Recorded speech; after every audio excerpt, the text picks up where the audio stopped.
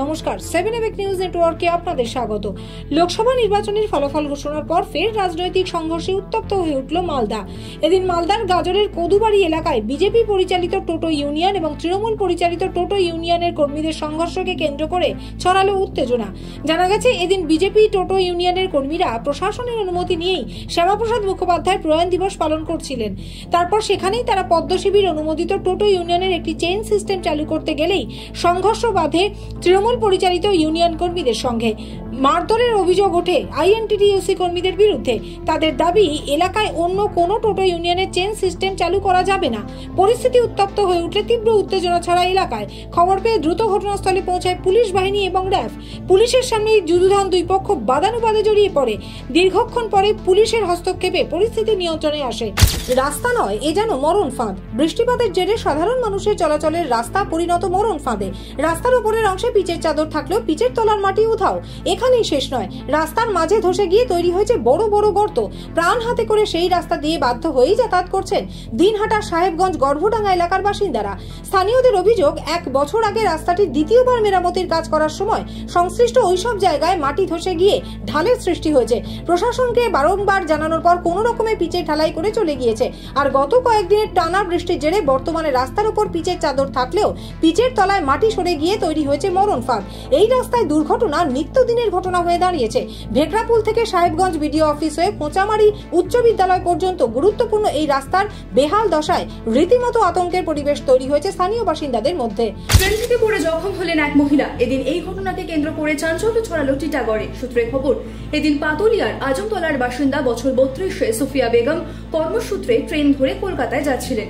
টিটাগড় থেকে ট্রেনে উঠতেই ট্রেন কিছুটা দূর যাওয়ার পর তিনি আচমকাই ট্রেন থেকে পড়ে যান। সুফিয়া বেগমকে তড়িঘড়ি আশঙ্কাজনক অবস্থায় ব্যারাকপুর বিএন বসু হাসপাতালে নিয়ে যাওয়া হয়। তবে তার আঘাত গুরুতর হওয়ায় তাকে কলকাতার হাসপাতালে স্থানান্তরিত করা হয়েছে। নিট এবং নেটের প্রশ্নপত্র ফাঁস নিয়ে এই মুহূর্তে উত্তাল গোটা দেশ। তারই মধ্যে ইঞ্জিনিয়ারিং কলেজের প্রশ্নপত্র ফাঁস হওয়ার ঘটনা ঘটল এই রাজ্যে। গড়িয়ায় এক বেসরকারি ইঞ্জিনিয়ারিং কলেজের সেমিস্টার পরীক্ষার প্রশ্ন সোশ্যাল মিডিয়ায় ফাঁস করে দেওয়ার অভিযোগ উঠেছে। ঘটনা প্রকাশ্যে আসতেই কলেজ কর্তৃপক্ষ থানায় অভিযোগ দায়ের করেন। আর অভিযোগের ভিত্তিতে তদন্তে নেমে প্রশ্নপত্র ফাঁসের ঘটনায় 2 ছাত্রকে গ্রেপ্তার করেছে নরেন্দ্রপুর থানার পুলিশ। ধৃত উৎকর্ষ রাজ এবং প্রতীক রঞ্জন দুজনেই বিহারের বাসিন্দা। দুজনের মোবাইল ফোনও বাজেয়াপ্ত করা হয়েছে। ধৃতদের আজ বারুইপুর মহকুমা আদালতে তোলা হয়েছে। ঘটনায় আরও কারা জড়িত রয়েছে তা খতিয়ে দেখছে নরেন্দ্রপুর থানার পুলিশ।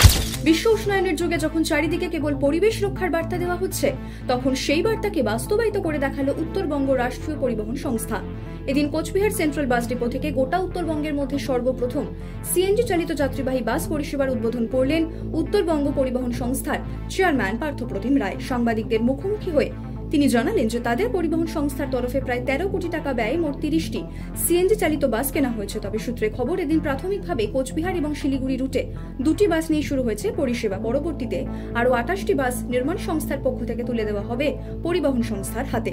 ডিজেল চালিত বাসের থেকে সিএনজি চালিত বাস একদিকে পরিবেশ বান্ধব, অন্যদিকে কম ব্যয় সাপেক্ষ হওয়ায় এই নতুন ধরনের বাস পরিষেবার বিষয়ে যথেষ্ট আশাবাদী উত্তরবঙ্গ পরিবহন সংস্থা। বিগত বেশ কয়েকদিন ধরে ছেলে ধরা সন্দেহে অযথা গণপিটুনির খবর একেবারে সংবাদ শিরোনামে। এবার সেই ঘটনার প্রেক্ষিতেই আসরে নামলো ব্যারাকপুর পুলিশ কমিশনারেট।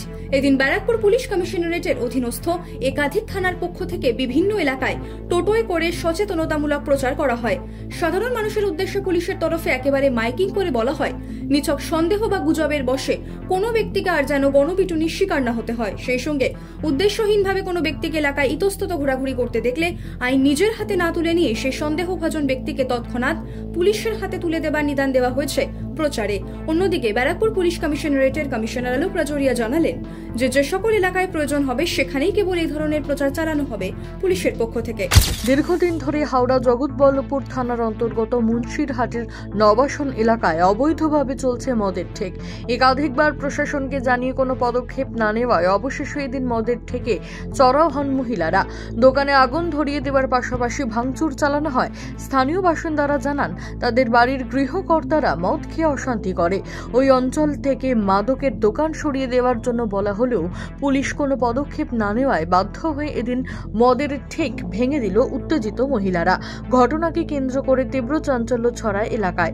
যদিও এ প্রসঙ্গে প্রশাসনিক আধিকারিকদের কোনো বক্তব্য মেলেনি। সমস্ত খবরের আপডেট জানতে লাইক করে সাবস্ক্রাইব করুন 7 এবেক নিউজ। সেই সঙ্গে বেল বাটন প্রেস করতে ভুলবেন না। আপনাদের একটা সাবস্ক্রিপশন আমাদের জন্য অত্যন্ত মূল্যবান। জয় হিন্দ।